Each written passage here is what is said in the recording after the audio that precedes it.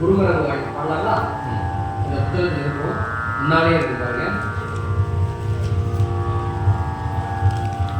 2வது பாடல நௌஷேமுத்துடைய திருவுருவ படத்துக்கு பின்னாலே இருக்கு. திருவாவடுதுறை திருப்படத்தில், அதாவது சுமார் ஒரு 300 வருடத்துக்கு முன்பு வாழ்ந்த ஒருவர், அவங்க பெயர் சிவஞான மாமுனிவர். ஒருவர் சிவஞான சுவாமிகள், மாதவ சிவஞான சுவாமிகள் சொல்றாங்க. அவங்க அருளிய நூல்கள் எண்ணற்ற நூல்கள். அதுல திருமடத்து குரு முதல்வர் மேல் அருளி செய்த ஒரு பாடல்கள் நிறைய இருக்கு. அதுல தலையாய ஒரு பாடலாக இதை கொண்டு இன்னைக்கும் மடத்திற்கு ஒரு வாழ்த்து பாடலாகவே இதை அமைத்து பாடுறாங்க. அந்த பாடல் கைலாய வரம்பரை என்று சொல்லப்படுகின்ற இந்த ஞான பாடல்.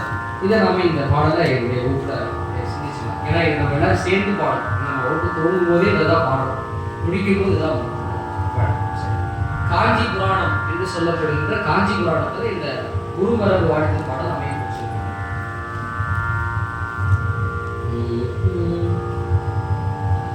கைலாய பரம்பரையில் சிவஞான போதநெறி காட்டும் பெண்ணை. கைலாய பரம்பரையில் சிவஞான போதநெறி காட்டும் பெண்ணை. மயில்வாய்மை கண்டார் சந்ததி போர் மெய்ஞான பானுவாகி. கைலாய பரம்பரையில் சிவஞான போதநெறி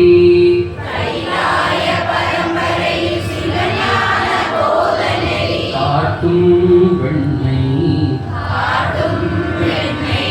மயில்வாய்மை கண்டான் சந்ததி போர் மெய்ஞான பானுவாகி.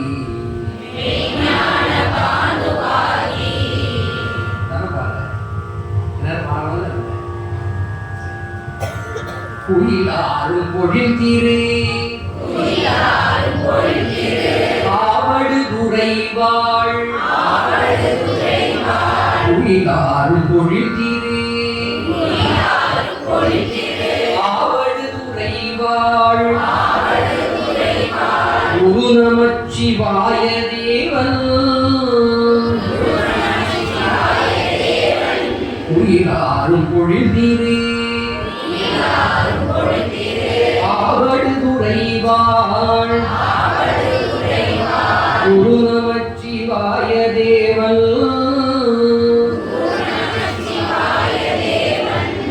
சைலாதி மரபுடையோன். சைலாதி மரபுடையோன் திருமரபு நீரோடி தழையமாதோ.